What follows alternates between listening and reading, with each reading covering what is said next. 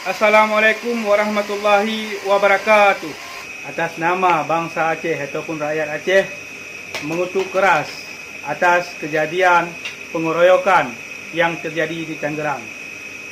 Kami mengharap kepada segenap para penegak hukum yang ada di Tangerang untuk melakukan tindakan yang seadil-adilnya kepada pihak yang telah melakukan pengeroyokan terhadap warga Aceh.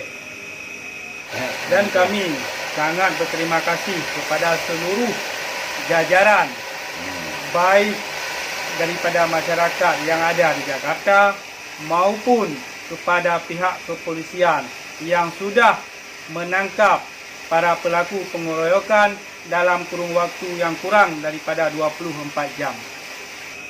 Dan kami memohon kepada seluruh masyarakat Aceh maupun elit-elit Aceh dan pimpinan-pimpinan yang ada di Aceh untuk mengawasi berjalannya proses hukum yang tengah berlangsung di Tangerang agar tidak terjadi kejanggalan-kejanggalan ataupun membalikkan fakta yang telah terjadi dengan sebenar-benarnya.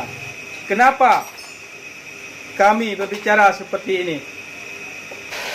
Karena dalam video tersebut mereka menyebutkan nama-nama Aceh dan membawakan nama-nama pendatang. Kami di sini di Aceh punya juga pendatang, tetapi kami tidak pernah melakukan hal-hal yang sedemikian rupa. Apakah mereka lupa? Apakah mereka enggak tahu kalau orang-orang mereka juga pernah datang ke Aceh, kerja di Aceh, tetapi kami tidak pernah membuat kerusuhan terhadap mereka. Tolong bapak-bapak yang penegak hukum, adili seadil-adilnya. Jalankan sesuai dengan KUHP dan hukum yang berlaku di negara kita. Karena negara kita punya hukum. Jangan seenaknya mereka melakukan hal-hal sedemikian rupa terhadap warga kami. Kalau ini tidak ditegaskan, kalau ini tidak berjalan dengan semaksimal mungkin, kami takut dan kami khawatir akan terjadi hal-hal yang tidak kita inginkan. Karena masih banyak orang-orang yang di luar Aceh masuk ke Aceh. Tetapi kalau dalam penegakan hukum ini tidak berjalan dengan adil, jangan pernah salahkan kami orang Aceh. Kami di sini hanya menuntut keadilan.